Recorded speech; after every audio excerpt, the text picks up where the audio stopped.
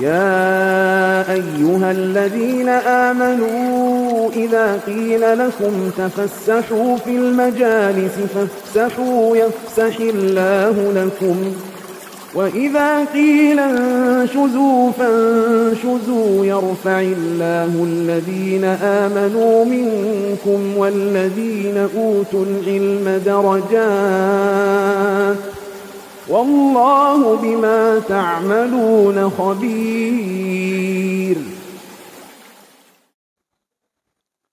بسم الله الرحمن الرحيم. السلام عليكم ورحمة الله وبركاته.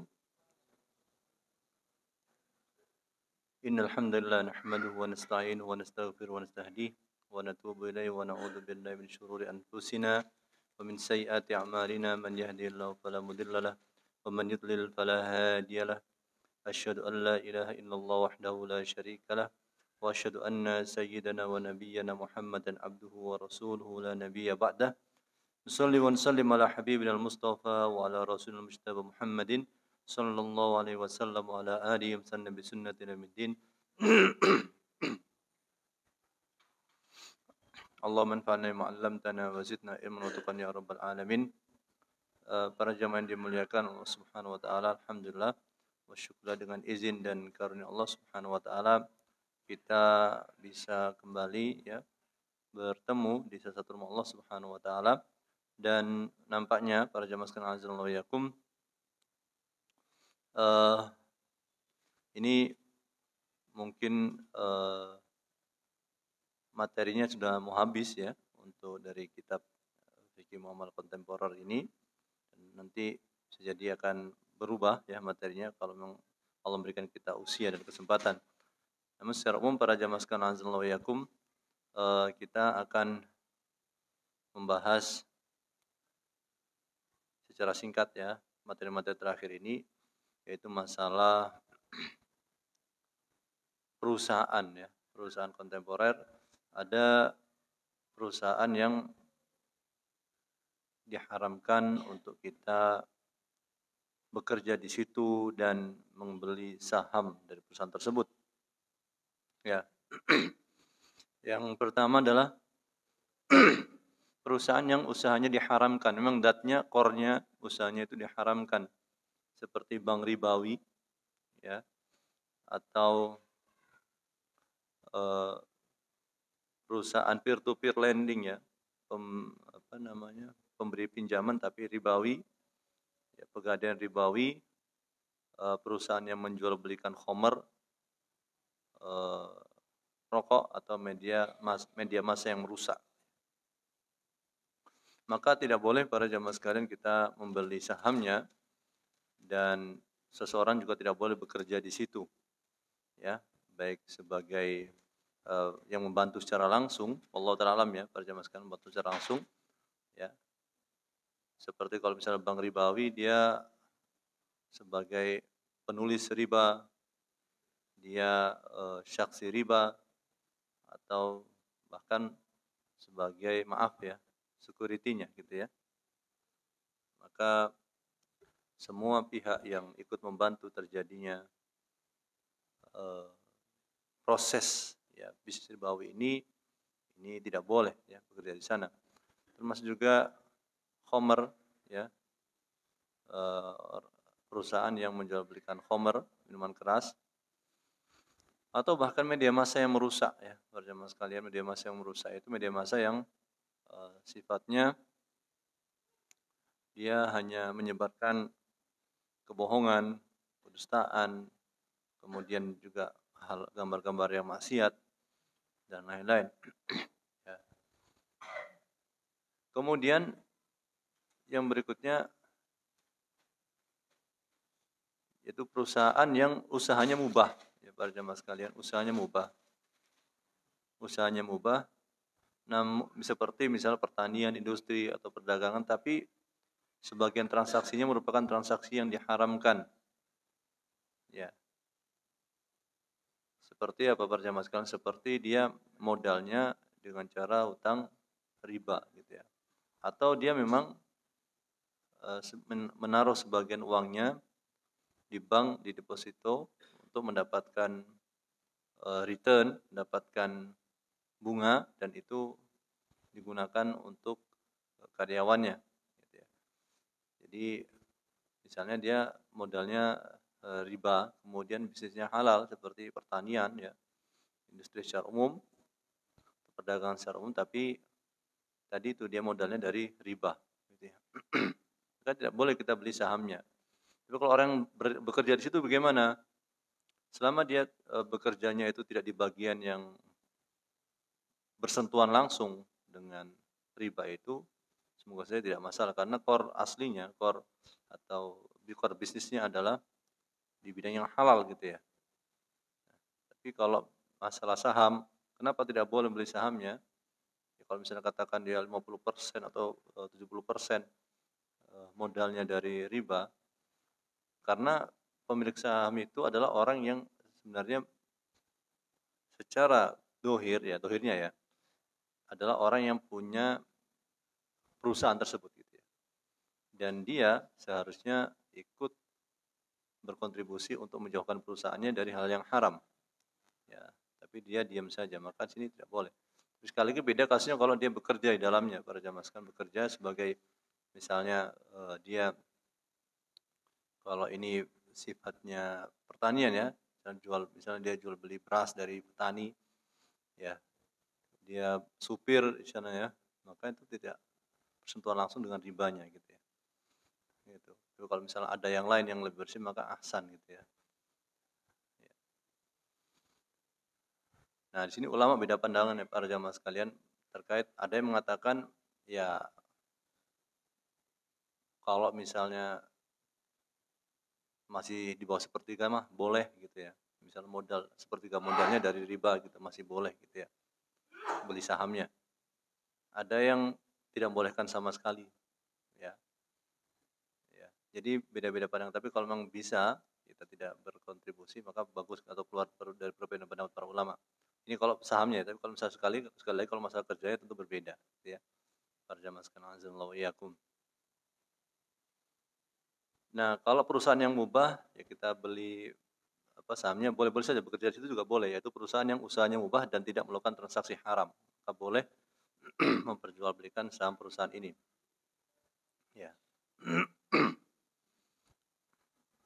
Ini pembahasan terakhir dari materi kita ya para jamaah sekalian azallahu iyyakum. Ada pertanyaan sebelum kami lanjutkan para jamaah?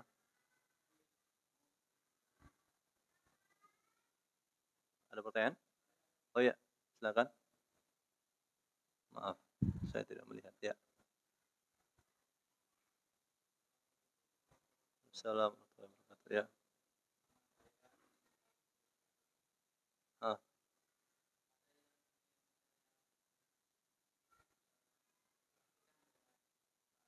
Mm-mm.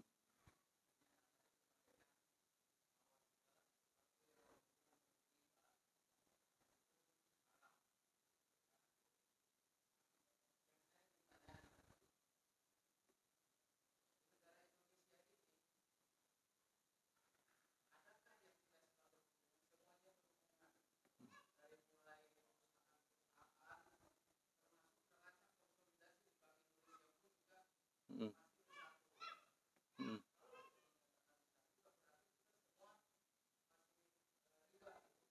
Mm-mm.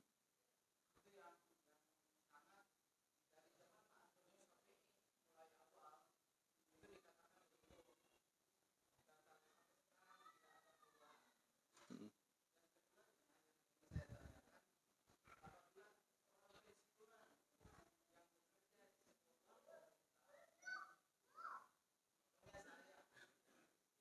Mm-mm. Mm-mm. Ya, terima kasih banyak. Ya bagus sekali pertanyaannya. Emang mana yang tidak ada eh, bersentuhan langsung dengan riba? Makanya saya katakan tadi kita pertama pembicaraan kita masalah saham. Ya. Orang punya uang, punya opsi, dia mau taruh mana duitnya? Maka berbeda pandangan di sini katakan para ulama. Ya. Dulu setahu kami fatwa MUI juga sama ketika belum ada bank syariah, maka boleh menyimpan di bank konvensional atau ribawi ya. Tapi begitu ada bank syariah mereka nampaknya merubah gitu fatwa itu. Jadi sebenarnya pertanyaan ini juga ditujukan kepada mereka lebih tepatnya ya. Tapi kami ingin sampaikan bahwasanya di akhir zaman sebagaimana kata ulama, seseorang yang tidak ya bahkan saking menyebarnya riba sampai terkena debunya riba gitu ya, para jamaah sekalian. Maka di sini sebagaimana kita tahu dalam kaidah fikih, idza daqal amri tasa' wa idza tasa'adaq. Jadi kalau misalnya perkara itu menyempit, maka ada keluasaan di situ. Tapi kalau misalnya ada keluasaan, maka ada pembatasan lagi begitu. Saya kasih contoh yang sederhana lagi ya. Mungkin ilustrasi yang lebih mudah ya para jamaah sekalian. Misalnya kalau di musola atau masjid yang banyak cicak misalnya ya, di situ banyak kotoran cicak najis ya. Kemudian dia tiba-tiba tidak tahu, udah berusaha tapi tidak tahu tiba-tiba keningnya terkena kotoran gitu ya, kotoran cicak. Apakah batal sholatnya? Kalau memang semua tempat seperti itu maka tidak batal gitu ya. Artinya ulama juga sudah memprediksi hal itu akan terjadi. Ya. Kemudian masalah tadi bank syariah jelas ya, bank syariah juga menginduk ke Bank Indonesia dan Bank Indonesia juga di sana bercampur gitu ya. Ada red dan yang lainnya. Allah mengatakan fattaqullaha mastata'tum, bertakwalah kepada Allah semampu kalian. Kalau kita mampu tidak membeli saham bank riba, kenapa kita harus beli bank misalnya saya kasih contoh, misalnya semua orang pacaran ini, kan umum kan pacaran kan di Indonesia kan. Umum tuh. Zaman dulu tahun 80-an mungkin nggak umum. Tapi tahun sekarang ya umum, bahkan hubungan di luar nikah biasa saja gitu. Apakah saya harus mengikuti masyarakat, harus pacaran dan berzina? Kan nggak begitu juga. Maka semampu kita harus bertakwa kepada Allah Subhanahu wa taala tentunya. Nah, makanya dikatakan fatwa dari MUI berbeda ketika dulu belum ada bank syariah, kemudian sekarang sudah ada bank syariah meskipun masih dikritisi misalnya. Katakan bank syariah menginduk di Bank Indonesia yang seperti itu, bercampur uangnya. Jadi kita tidak berbicara hitam putih ya di sini ya. Kita berbicara orang itu bertakwa semampu yang dia bisa gitu ya. Makanya dikatakan kalau seandainya seseorang dia hidup tersesat di hutan kemudian dia harus makan babi, ya makan babi. Tapi kalau misalnya ada pilihan kenapa dia harus makan babi? Kan begitu. Jadi buruknya masyarakat bukan berarti pembolehan kita melakukan hal tersebut. Itu poin yang penting kita pahami para jamaah sekalian azallahu yakum. Enggak usah jauh-jauh. Banyak hal ya. Katakan orang gajinya payrollnya dari bank ya. Semuanya menginduk ke Bank Indonesia misalnya. Tapi kalau misalnya seseorang nggak butuh bank, ya nggak apa-apa juga. Kenapa dia harus di bank? Nggak harus misalnya dia nggak harus menyimpan di bank. Jadi sekali lagi bertakwa kepada Allah itu semampu kita.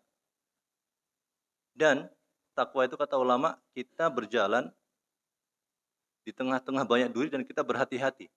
Mungkin sekali dua kali karena kita kena duri. Tapi ya kita terus berhati-hati, jangan sampai terus-terusan kena duri. Begitu poinnya. Ya. Jadi sekali lagi buruknya katakan bila memang buruk, ya mau tidak mau harus ya dihindari semaksimal mungkin. Tapi kadang-kadang sekali-kali kena ya gimana lagi? Ya, kalau orang mampu hidup di hutan, ya silakan hidup di hutan. Tapi kalau nggak mampu, ya hidup tengah-tengah masyarakat. Biasa saja begitu ya. Jadi ini opsional, sesuatu yang sifatnya opsional maka kita memilih yang baik. Ya. Kata orang Arab, ma la yudraku kulluhu la yudraku julluhu. Apa yang tidak bisa diambil semuanya maka tidak ditinggalkan mayoritasnya. Jadi kita harus bisa untuk memahami hal ini dengan seksama. Katakan nanti nih, katakan para jamaah sekalian, vaksin misalnya. Vaksin mengandung babi, katakan dalam tanda kutip sederhana, kita bahasakan sederhana seperti itu. Kemudian MUI membolehkan karena terdesak misalnya. Ya apa boleh buat gitu. Kalau memang fix ya, katakan. Artinya kita memahami metodologi dalam memberikan fatwa. Ya. Kemudian berikutnya, orang yang bekerja di bank, kalau dia tidak tahu hukumnya dulu, maka halal bagi dia. Ya, halal bagi dia, gaji dia yang dulu sebelum tahu hukumnya, yang bank ribawi ya. Dalilnya apa, Muhsin? Dalilnya adalah firman Allah Subhanahu wa taala yang Allah mengatakan Allah mengampuni yang telah lalu. Ya, yang telah lalu itu artinya belum tahu. Tapi kalau sudah tahu, maka katakan itu sudah dia harus keluar dari bank ribawi. Ya, ini hukum ini akan nanti ditarik lagi, berbeda lagi pandangannya. Sekarang ditarik lagi, apa sebenarnya riba itu? Ya, nanti dikatakan, ya ulama aja beda pendapat riba itu. Ya. Kalau kita berdalih dengan ulama, tentu ya bahkan semua hal bisa jadi boleh. Ada sebagian ulama misalnya membolehkan, membolehkan seseorang itu menyusu dari sekretarisnya supaya jadi mahram. Apa kita ikuti? Nah, ada sebagian ulama mungkin yang memperbolehkan salaman dengan perempuan selama tidak bersyahwat misalnya, dan lain-lain. Ya nggak semua perkataan ulama itu kita ikuti. Perkataan ulama adalah termasuk wasilah menuju dalil, menuju kebenaran, bukan dalil itu sendiri. Jadi sifatnya para jamaah sekalian azzallayakum, tanpa mengurangi rasa hormat kepada orang-orang yang sudah berusaha keras untuk mencari kebenaran, kita orang awam itu ijtihad kita adalah memilih mana ulama yang kira-kira berkompeten, kira-kira warok, berhati-hati dalam beragama. Jadi kembali ke pertanyaan, kalau seseorang dulu tidak tahu, dia bahwasanya kerja di bank ribawi itu haram karena keterbatasan ilmu, ya, minimnya pengetahuan, literasi, maka apa yang didapatkan itu halal. Ya. Tapi begitu dia tahu, dia harus stop. Fa illam taf'alu, kalau kalian enggak melakukan, fa'danu biharbin minallahi wa rasulih. Maka ketahuilah, umumkanlah perang dengan Allah dan Rasulnya. Ya, para jamaah sekalian azzallayakum, sekali lagi ini hukum yang sudah paten gitu ya. Saya tidak berani merubah-rubah sesuatu yang pakem ini, sudah pakem. Beda kasusnya kalau masalah yang lain ya. Kalau masalah riba ini pakem sekali sudah. Ya, bahkan dikatakan paling rendahnya dosa riba itu, ya, paling beratnya itu adalah apa? Berzina dengan ibunya. Naudzubillah min dzalik. Nah, sekarang kalau pensiunan gimana? Kalau sekarang hukumnya sudah tahu, maka dia tidak bisa mengambil hak itu kecuali kalau dia sendiri miskin. Fakir miskin.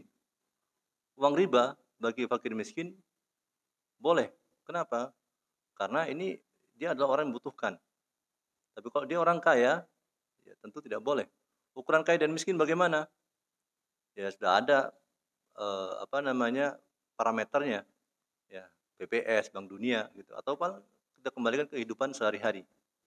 Gitu. Apakah penghasilan dia ya setelah dia tidak bekerja itu sudah mencukupi ataukah tidak? Begitu. Jadi sekali lagi kita tidak menafikan bahwasanya bahkan di dunia pun uang itu ya diatur dengan sistem perbankan, mungkin kalau mengerucut dikendalikan oleh the Fed, mungkin Federal Reserve. Bagaimana pengaruh Federal Reserve itu kepada seluruh perbankan dunia dengan model yang sama. Ya. Jadi tentu kita bertakwa kepada Allah semampu kita. Tapi kalau haram, ya sesuatu yang haram itu apa? Harus segera kita jauhi, gitu ya. Fattaqullaha mastata'tum, takwa kepada Allah semampu kalian, ya. Wa idza amartukum bisyai'in fa'tu minhu mastata'tum. Kalau masalah amar atau perintah, maka jalanilah semampu kalian. Tapi kalau yang haram, maka itu harus kita berhenti segera. Jadi sekali lagi Islam tidak sekaku itu. Dan mungkin tadi Pak sampaikan Pak Safi Antonio dan lain-lain itu termasuk pegiat ekonomi syariah dan berusaha, gitu ya. Berusaha supaya ekonomi atau bank syariah itu bisa menjadi substitusi Ya meskipun ada yang mengkritisi belum semuanya, tapi sudah berusaha, dan ini kami pribadi berterima kasih ya, karena usaha dari orang tersebut. Tapi sekali lagi tidak eh, mengurangi rasa hormat kami kepada orang-orang yang memang bekerja di sana, kemudian mereka mengerti dan mereka mempunyai pandangan lain, gitu ya. Pandangan lain, dan mereka berusaha untuk bertakwa kepada Allah semampu mereka. Jadi ini tidak mengurangi, sekali lagi ya, tidak bertentangan dengan fakta di lapangan. Jadi seakan-akan bukan berarti kita orang kaum muslimin hidup di satu lembah, kehidupan nyata di lembah yang lain. Nahnu fi wadin wa hum fi wadin akhar. Tidak seperti itu ya. Jadi kita berusaha untuk mencari jalan yang kira-kira pertengahan, gitu ya, pertengahan. Dan inilah jihad kita. Jihad kita nggak sesusah jihad Rasul. Zaman Rasul kalau hitung-hitung bisa 2 tahun sekali perang. Zaman sekarang nggak begitu. Tapi orang itu berusaha untuk beragama dengan baik, kemudian mencari solusi dari masalah yang ada, ya, mencari yang halal. Jadi cobaannya diantaranya seperti itu. Tapi jelas cobaan di zaman Nabi lebih berat, karena Nabi sendiri mengatakan, ya, orang paling berat cobaannya adalah para nabi, summal amsal fal amsal, orang-orang seperti mereka. Gitu. Baik, ada yang lain? Kalau tidak, kami lanjutkan para jamaah sekalian. Jadi kita doakan ya, semoga bank syariah benar-benar syariah, ya, kemudian nanti ada pemisahan ya yang secara real, sehingga mungkin itu lebih meminimalisir atau bahkan menghilangkan pengaruh riba ini dalam kehidupan kita sehari-hari, gitu ya para jamaah sekalian. Nah, berikutnya para jamaah sekalian azallahu yakum, saham ini tentu bermacam-macam ya, tapi kita nggak tahu nih, penting nggak pembahasan kita masalah saham para jamaah sekalian. Mungkin yang praktisi saham atau mempraktekkan jual beli saham hanya sedikit, ya kita beralih ke yang lain, yaitu masalah ijarah para jamaah sekalian ya, sewa menyewa, terutama di masa sekarang. Bagaimana sewa menyewa ini menjadi solusi bagi sebagian bisnis, gitu ya. Jadi gini, apa hubungannya maksudnya gini para jamaah sekalian. Assalamualaikum. Sekarang kan ekonomi lagi merosot ya, di Indonesia, di luar negeri ya, hampir-hampir mirip ya. Bahkan kita tahu kaum menengah ini kan ada orang kaya, orang menengah, dan orang miskin. Itu kaum orang menengah ini 9 juta sekian. Setahu kami menurut data yang ada itu turun kasta menjadi orang miskin, gitu ya. Maka sewa ini menjadi salah satu solusi ya untuk pengeluaran yang selama ini cukup berat ya. Termasuk masalah kredit rumah dan yang lainnya. Jadi memang bukan berarti kaum muslimin tidak boleh kredit rumah, silakan. Tapi kalau misalnya kredit rumah itu menjadi beban di masa-masa sulit ini, apalagi terjadi PHK atau pengurangan jam kerja atau pengurangan perampingan karyawan, maka ini sungguh menjadi berat ya para jamaah sekalian. Ya, naik sedikit saja ya, artinya penghasilan turun tapi pengeluaran tetap, maka ini sangat mengerikan ya. Kalau memang sudah ada orang yang sudah terlanjur kredit rumah KPR, kemudian dia tidak mampu, maka kami sarankan tentunya untuk membicarakan dengan pihak lembaga keuangan yang mengcover, kemudian menjual, gitu ya. Menjualnya ya, menjual rumah itu, kemudian kalau ada hasilnya maka maksudnya kan katakan sudah nyicil katakan 250 juta misalnya, harga rumah 500 juta. Kemudian dengan pihak bank bersama-sama menjual lagi rumah itu ya. Kemudian laku misalnya ya para jamaah sekalian 500 ya misalnya, gitu ya, jual ke orang laku 500 juta ya.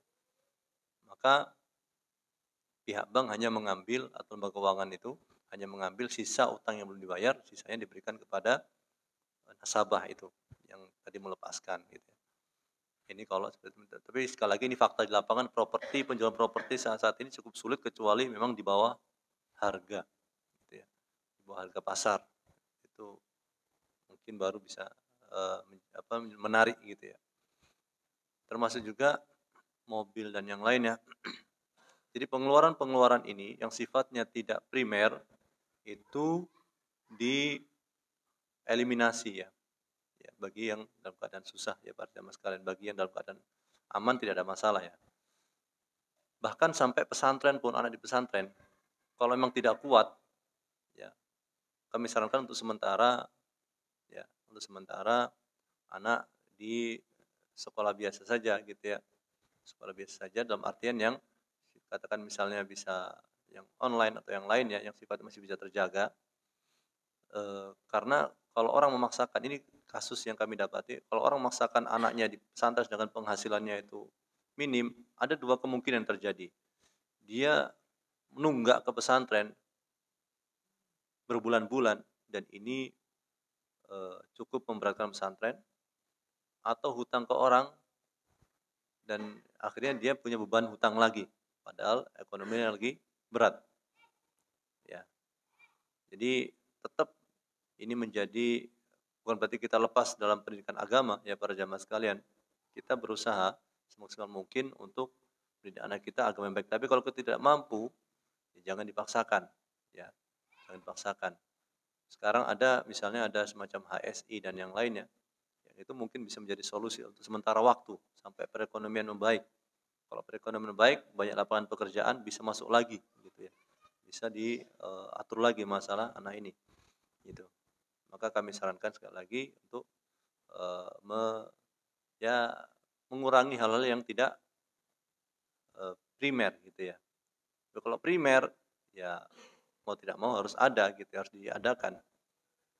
Bahkan sebagian orang bekam mungkin primer setiap bulan karena ada masalah di fisiknya sehingga perlu dikeluarkan darah kotor misalnya dan lain-lain.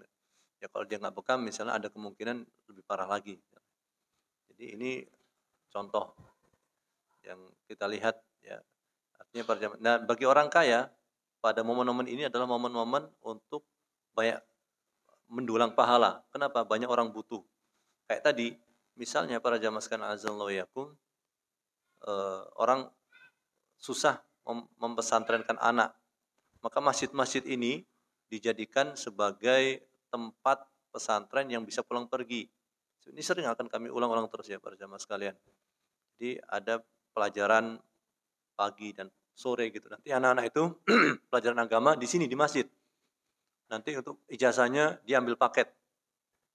Maka ini Masya Allah, daripada orang-orang kaya itu bolak-balik ganti mobil, ya bolak-balik ganti-ganti rumah. Ya. Maka kami sarankan, ingatlah bahwasanya Anda akan tiada dan harta Anda itu akan apa? Akan diambil alih oleh ahli waris. Karena Nabi SAW menyampaikan bagaimana para jamaah sekalian, yaqulu ibnu Adam mali mali. Anak Adam mengatakan ini adalah hartaku, ini adalah hartaku. Wa ma laka ya ibnu Adam min malika illa ma akalta fa afnaita wa ma labista fa ma labista fa ablaita wa ma tasaddaqta fa amdaita. Anak Adam mengatakan ini adalah hartaku, ini adalah hartaku. Tidaklah demikian kata Nabi SAW. Harta kalian sesungguhnya ada 3. Yang kalian makan kemudian habis, baju yang kalian pakai kemudian rusak, dan sedekah yang harta yang kalian sedekahkan. Itulah harta kalian sesungguhnya. Adapun sisanya itu adalah milik ahli waris. Properti yang banyak, mobil yang banyak itu sebenarnya milik ahli waris. Karena kalau wafat otomatis berpindah kepemilikan ke ahli waris. Maka jangan sampai, sekali lagi ya, jangan sampai hanya siang malam untuk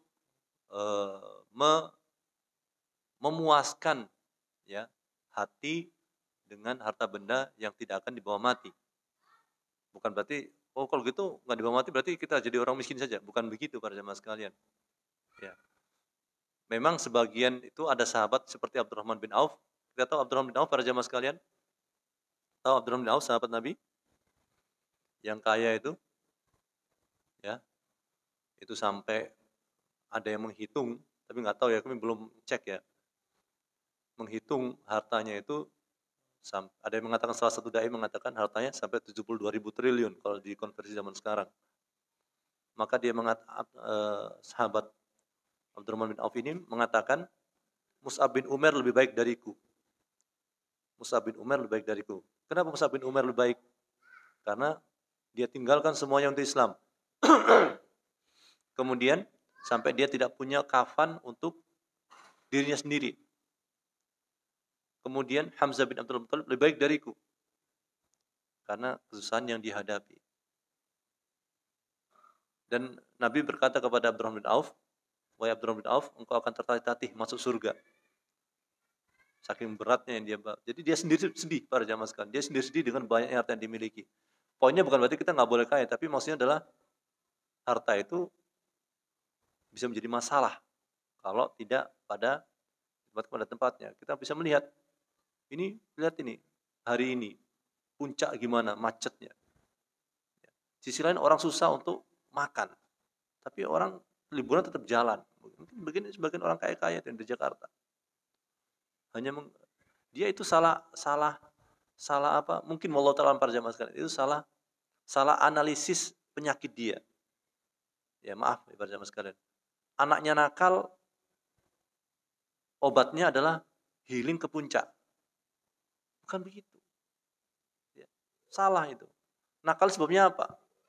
Bisa jadi karena ketakwaan dari dirinya sendiri yang tidak maksimal kepada Allah Subhanahu wa taala. Atau harta yang dia kasih makan ke anaknya itu tidak halal. Akhirnya anaknya nakal. Kalau dia ke puncak, anaknya seneng mungkin, balik lagi nakal lagi. Gitu. Ya. Ada orang, ya maaf saja, ya, dia sering dimarahi istrinya karena belanja kurang. Kemudian dia mikir, wah solusinya ini nikah lagi. Ya, tambah masalah lagi. Gitu. Satu aja bermasalah, nggak bisa ngasih nafkah, tambah lagi nikah lagi. Itu salah. Kadang-kadang orang tuh salah gitu ya, mengobati salah analisis, akhirnya salah tindakan. Orang berpikir ke mall dan yang lain pada weekend itu akan mengatasi masalah. Tidak mengatasi masalah. Ya. Kalau memang masalahnya bukan di sana, bukan berarti nggak boleh ya. Kalau bukan berarti nggak boleh ke mall atau ke puncak, bukan berarti nggak boleh. Tapi maksudnya kadang-kadang gitu ada orang seperti itu. Healingnya sana kemari gitu ya. Tapi sakitnya itu kan diobati yang beneran itu. Ya. Misalnya dia sakit kepala karena para jamaah sekalian, karena ada organ yang bermasalah, dia kasih obat pereda sakit kepala. Dia sakit kepalanya hilang sementara, tapi tidak mengobati yang aslinya. Jadi kembali ke masalah kita, jadi intinya para jamaah sekalian, bagi orang kaya ini adalah momen yang tepat untuk apa? Untuk banyak bersedekah untuk kehidupan akhirat. Ya, jangan mikir dunia. Dan memang Nabi sudah meramalkan para jamaah sekalian, manusia itu akan menua kecuali pada dua hal. Apa itu? Cinta harta dan cinta usia panjang. Ya. Kalau masalah harta mah nggak ada orang lupa. Sertifikat di mana, tanah di mana, nggak lupa dia. Tapi kalau masalah sholat lupa dia. Saya udah sholat belum ya, lupa. Masalah sertifikat nggak lupa. Karena Nabi sudah menyampaikan. Ya. Maka Abdurrahman bin Auf dikatakan itu dia tuh ingin miskin para jamaah sekalian, tapi nggak bisa miskin karena Allah takdirkan dia kaya. Ya, suatu saat dia sengaja membeli kurma busuk dari para sahabat. Ya. Para sahabat senang nih diborong sama Abdurrahman bin Auf kurma-kurma busuknya itu yang rusak itu. Ya para jamaah sekalian, senang mereka. Dan Abdurrahman bin Auf tujuannya apa? Hartanya itu ludes gitu. Ternyata setelah dia bawa itu kurma busuk, ada utusan dari Yaman mengatakan bahwasanya di tempatnya mereka itu sedang ada penyakit menular gitu ya. Dan rajanya itu punya konklusi bahwasanya obatnya adalah makan kurma busuk itu. Dibelilah berkali-kali lipat kurma busuk itu. Tambah lagi uangnya dia. Bukan miskin. Tapi waktu Allah takdirkan orang menjauh dari dunia tapi nggak bisa gitu. Intinya bukan berarti kita seperti itu, tidak ya para jamaah sekalian. Maksudnya adalah itu orang takwanya sangat tinggi. Adalah orang takwanya sangat tinggi tentunya para sahabat Nabi. Poinnya adalah ya kita dalam masalah momen sekarang bagi orang-orang yang kayak ini, sekali lagi ya, kami nggak tahu apa maksud dari oligarki dunia internasional untuk menjadikan hanya dua kelompok saja, hanya kelompok kaya dan kelompok miskin. Dulunya kan ada tiga, kaya, menengah, dan miskin. Tapi intinya nampaknya ada arah ke sana. Maka yang jelas orang-orang yang masih kaya, kami sarankan ini untuk apa? Untuk ini menjadi momen untuk apa? Untuk memperkaya diri di akhirat, gitu ya.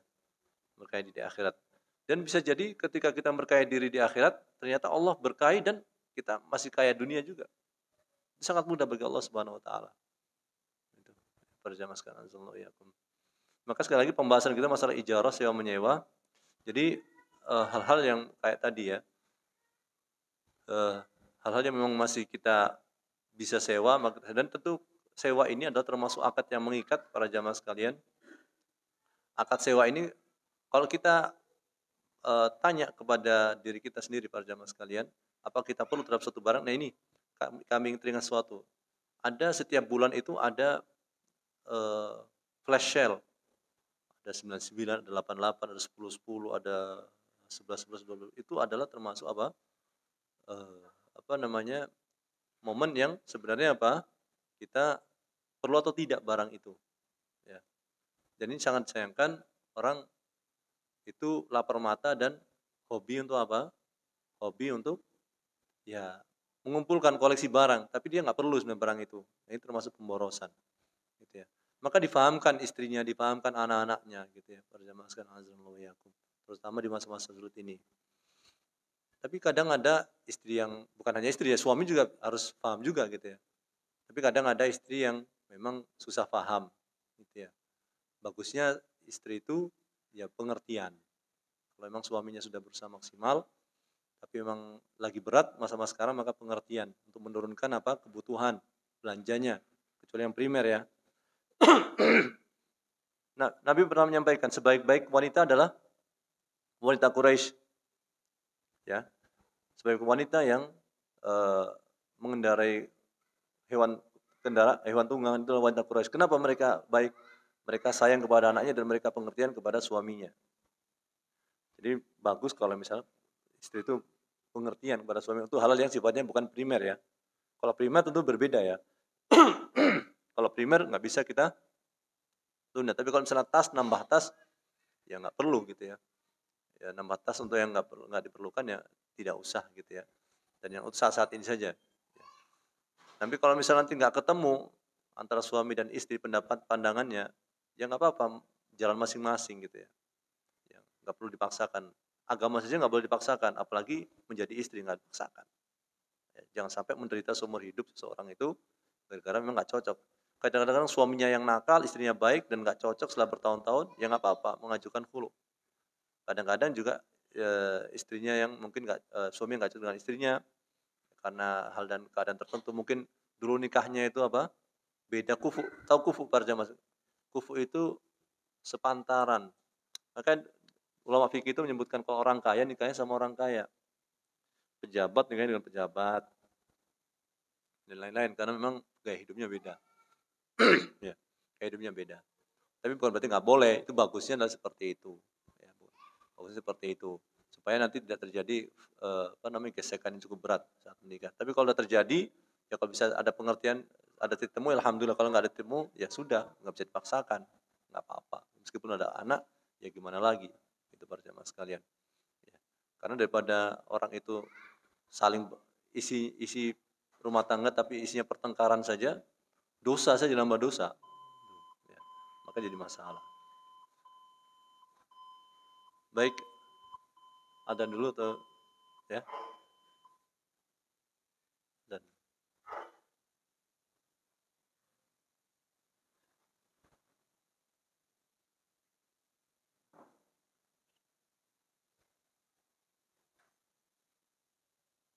Ada pertanyaan para jamaah sekalian? Ya.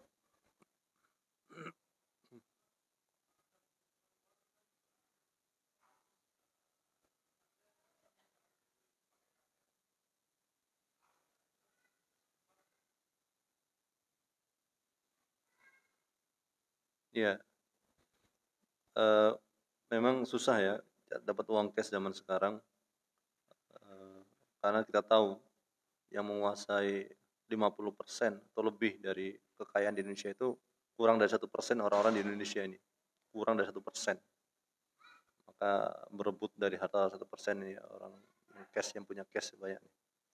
Sisanya adalah orang-orang yang memang ya mampunya mungkin kredit. Yang pertama yang kita lakukan adalah kita mengarahkan dia untuk kredit di lembaga yang tidak ribawi, gitu ya. Kita mengarahkan itu ya. Ini mungkin antum bisa bisa mengarahkan yang bersangkutan ke, saya mendengar ada nih berapa itu ya, la riba atau gimana gitu. Di antaranya saya dan yang lainnya itu ada berapa yang memang betul-betul cukup bagus ya. Cuma mungkin resikonya adalah marginnya yang cukup besar. Margin cukup besar gitu. Nah, kita coba situ arahkan. Kalau memang tidak berkenan, ya dia tetap ngambil yang marginnya kecil, yaitu bank-bank ribawi misalnya ya. Ya silakan, tapi saya tidak mau tanda tangan apapun gitu ya. Kalau mau ya silakan, tapi saya tidak mau tanda tangan apapun. Tanda tangan yang dengan tanda tangan saya ini terjadi pencairan uang riba. Kalau saya tidak tanda tangan kemudian saya dapat uangnya saja, ya silakan itu. Begitu. Ya, ada yang lain?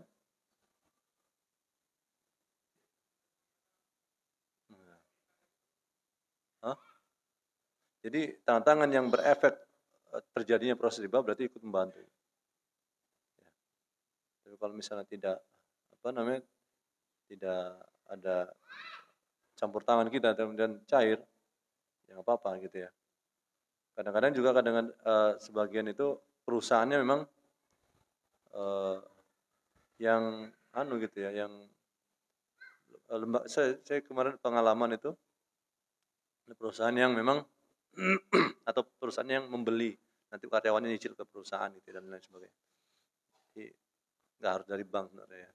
Atau banknya itu nanti berhubungan dengan perusahaan dia, sehingga si penjual hanya ya tantangan di notaris untuk masalah jual belinya saja, bukan masalah dengan pihak banknya gitu. Itu kali. Ada lain para jamaah sekalian? Ya. Assalamualaikum. Diskonto?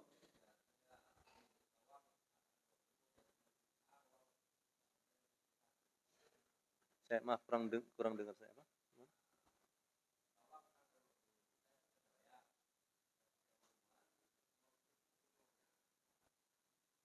Saya nggak dengar, mungkin setelah udah tua kali saya. Gimana? Ada yang bisa menjelaskan nggak apa? Beli bawang, oke. Per kilo, oke.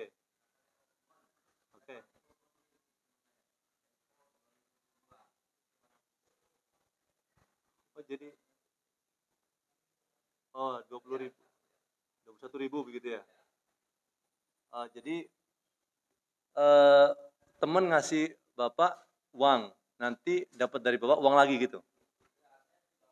Iya, Bang.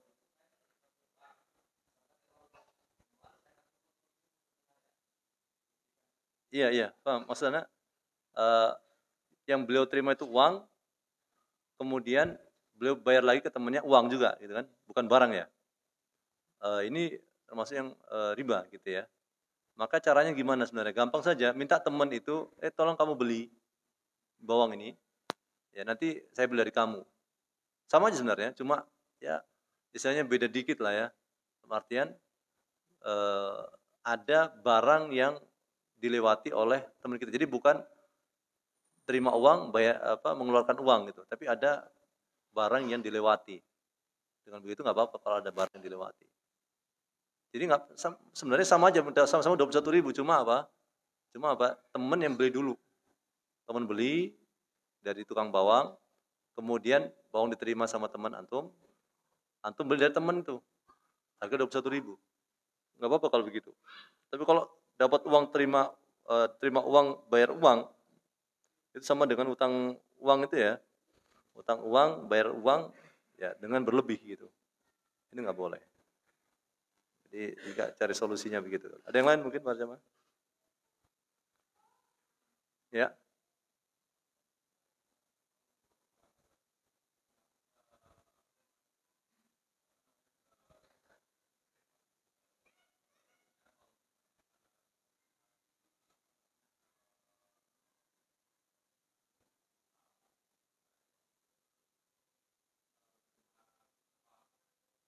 Hmm.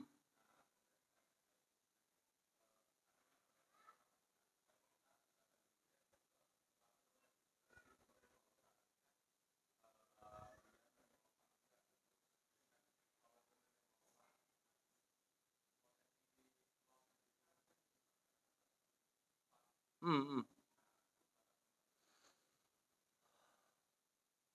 Ya, wallahu ta'ala alam ya. Ada sebagian pandangan yang eh, memposisikan mudorib ini atau pelaksana usaha di lapangan, kalau dia eh, punya dua tugas di sana ya. Tugas sebagai pegawai harian dan tugas sebagai pengatur keuangan. Maka dia dapat dua gaji, dua penghasilan. Penghasilan bagi hasil dan penghasilan sebagai pegawai. Tapi wallahu ta'ala jadinya eh, agak ribet ya. Wallahu ta'ala dalam artian memang ada yang mengatakan tidak boleh namanya mudorib ya dapat dari satu sisi aja gitu ya. Satu sisi itu apa bagi hasil, bukan sebagai apa sebagai pegawai yang digaji per bulan begitu. Ya, bukan dan ini ya kami sarankan sih ya demikian ya.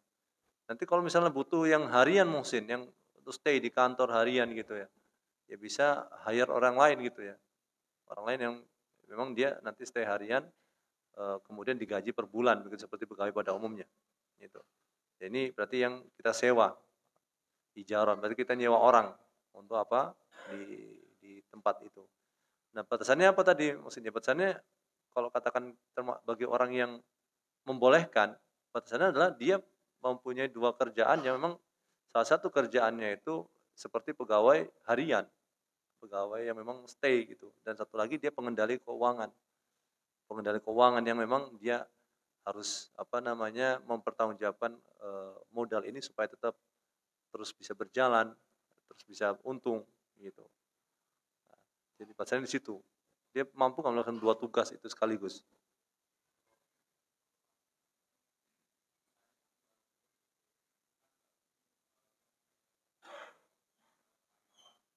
Mm.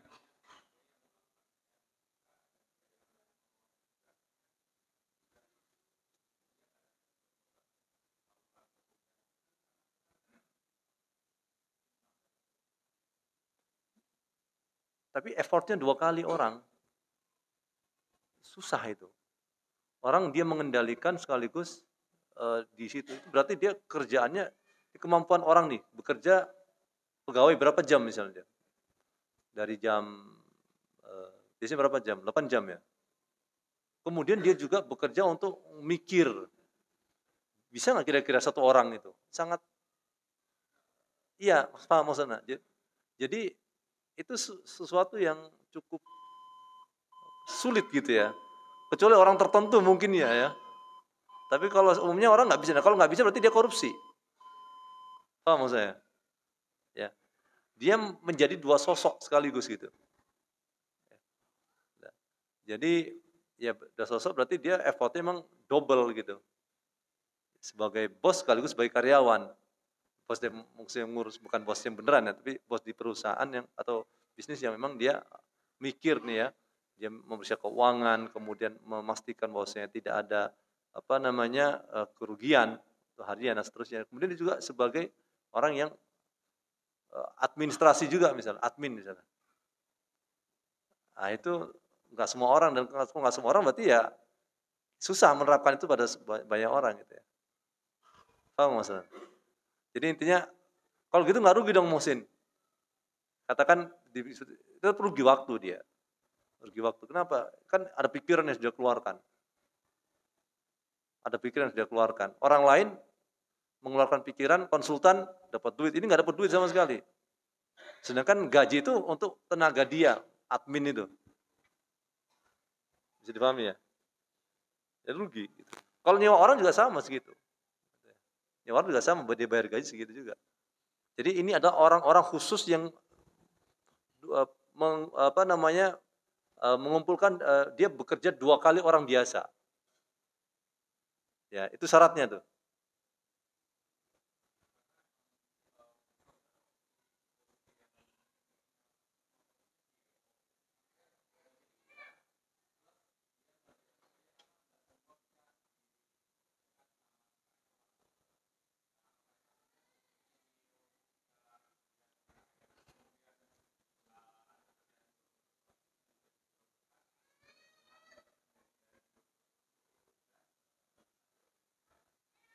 Saya nggak bisa bayangkan Elon Musk, CEO dia kan, Tesla. Dia juga kerja sebagai admin. Dia pinter tapi ya nggak semua orang seperti itu. Gitu. Artinya sulit gitu. Ya. Kalau antum katakan CEO ada tugasnya dia kadang ngantor juga CEO. Ya, ngantor juga. Tapi kalau dia ngantor terus, dia nggak kemana-mana, dia berarti kurang dalam hal lobby-lobby luar. Juga masalah juga. Bisa dipahami nggak?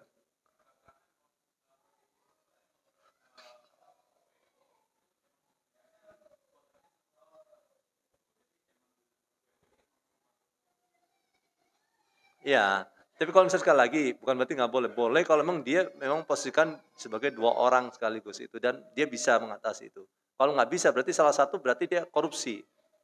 Korupsi sebagai mudorib atau korupsi sebagai pegawai. Itu aja sih poinnya. Kalau bisa dua-duanya ya alhamdulillah. Tapi kalau nggak ya dia korupsi salah satu gitu. Gitu ya.